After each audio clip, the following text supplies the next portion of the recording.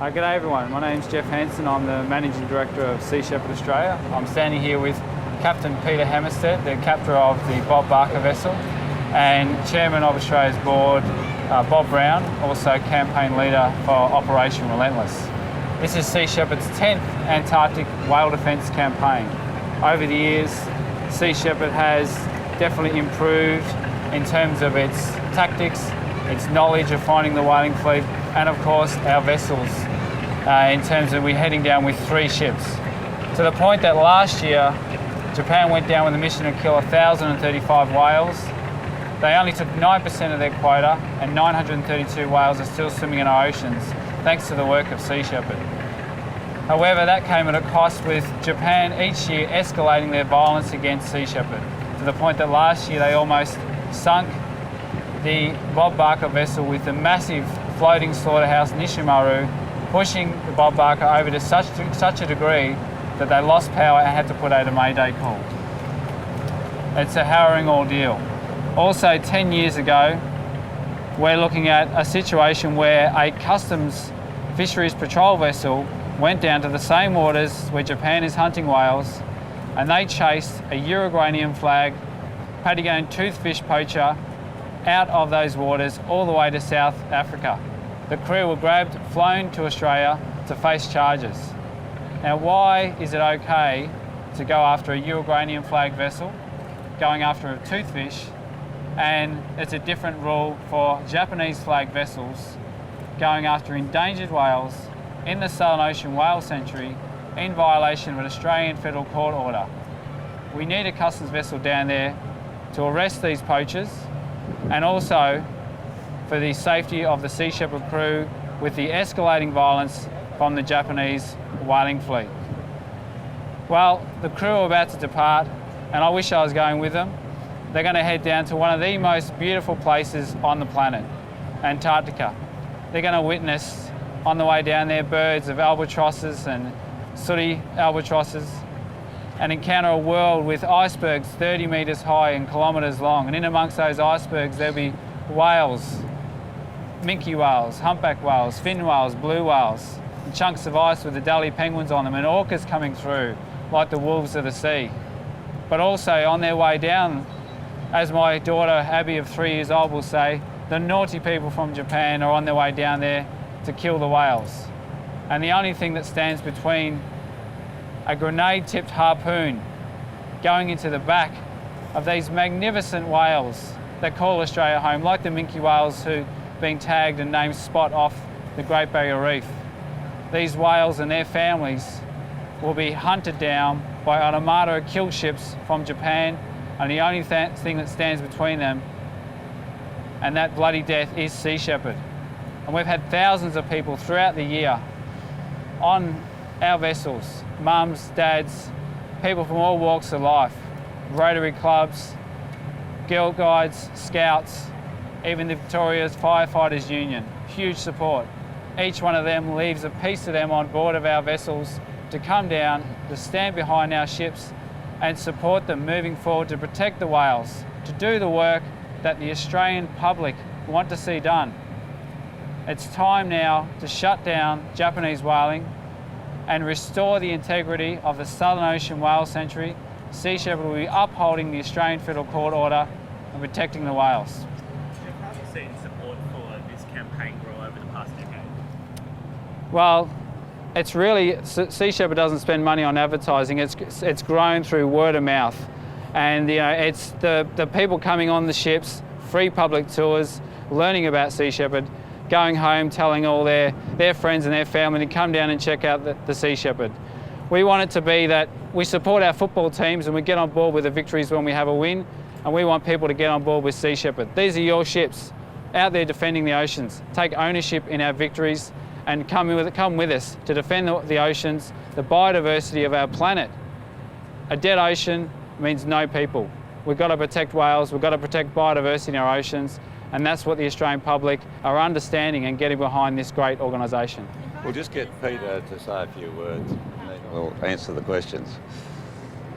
My name is Peter Hammarstedt, and I am captain of the Sea Shepherd vessel Bob Barker. 1.5 weeks ago, the Japanese whaling fleet left Japan. Today marks the day where the Sea Shepherd fleet departs from Melbourne and Hobart. Our intention is to once again uphold the 2008 Australia Federal Court order, which bans any whaling from taking place in Australia's whale sanctuary. Last year was our most successful Antarctic whale defense campaign to date. 932 whales are swimming free thanks to the efforts of Sea Shepherd and the generous support of the whale-loving people of Australia. Our intention is to once again go down to Antarctica to uphold the law, to measure our success by the number of whales that we save. The Honourable Minister of the Environment, Greg Hunt, is expected to make an announcement this week regarding his pre-election promise of sending an Australian customs vessel down to Antarctica. We are hopeful that the Honourable Minister will live up to that promise, because that would represent the popular will of the Australian people. However, regardless of the decision made by the Minister, if a customs vessel is not sent down, if there is a law enforcement vacuum created by the absence of a customs vessel, then I promise that I will do everything that I can with my 33 crew and my ship to fill that enforcement vacuum. Thank you. I'm very proud as an Australian to be part of one of the most wonderful outfits on the planet for defending a planetary ecosystem that's in real trouble. And if we can't protect the biggest warm-blooded creatures ever on the face of the planet, particularly when the Australian courts have ruled that the whale killing is illegal, then what can we protect? And ultimately, as we do to the whales, we'll ultimately do to ourselves, to quote Paul Watson. So it's a great privilege to be here. I'll be following, and we'll have great backup for this crew, for the ships leaving Melbourne today as well, as they go south to uphold Australian law and defend Australia's whales. These are Australian whales. They're down there feeding in the Antarctic. They'll be back here to breed again in the coming winter. It's our job to look after them. Last year, what we saw was that the Japanese whale poachers were more aggressive than ever before, and that's ultimately because we're affecting their bottom line. We've bankrupted the Japanese whaling industry for 3 years in a row now, and the only thing that's keeping them afloat is subsidies by the Japanese government, subsidies taken directly from tsunami relief efforts. Our intention is to once again put our ships where they need to be, to take the risks that are required to enforce Australian and international law down in the Southern Ocean Whale Sanctuary. You've got 100 crew members as part of the fleet of 3. Can you tell us a bit about these crew members, where they come from? We have 101 crew sailing on board 3 vessels heading down south. They represent 24 different countries, including Japan. About 38 of those crew out of 101 are Australian citizens. They're Australian nationals who are completely frustrated with the fact that this illegal and barbaric whaling practice continues in Australia's waters, and are frustrated with the fact that an Australian customs vessel is not down there doing the job that they are doing for them. Sea Shepherd is in the business of putting ourselves out of business, so the hope would be that if Australia sends down a customs vessel, that customs vessel would enforce the 2008 Australian Federal Court order that bans whaling from happening. We hope that the Australian government would arrest these poachers and treat them as the criminals that they are, and then Sea Shepherd could go on to focus on a whole other slew of issues that our attention is necessary for as well. This will be my 9th Antarctic Whale Defense Campaign. It's the 10th Antarctic Whale Defense Campaign that Sea Shepherd has undertaken.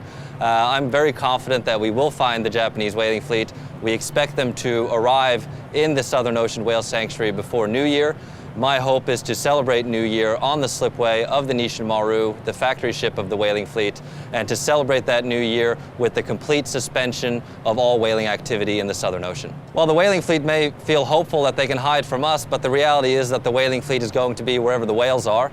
We know where the whales are, and so we're confident that we will find the whaling fleet. The amazing thing about the Sea Shepherd vessel Bob Barker is that it is our ice-capable, long-range vessel. It was specifically built as a whaling ship. We've since gone through a karmic refit of the vessel, and the whale meat storage facilities are now bunker tanks. So we have the ability to literally circumnavigate the globe on one tank of fuel.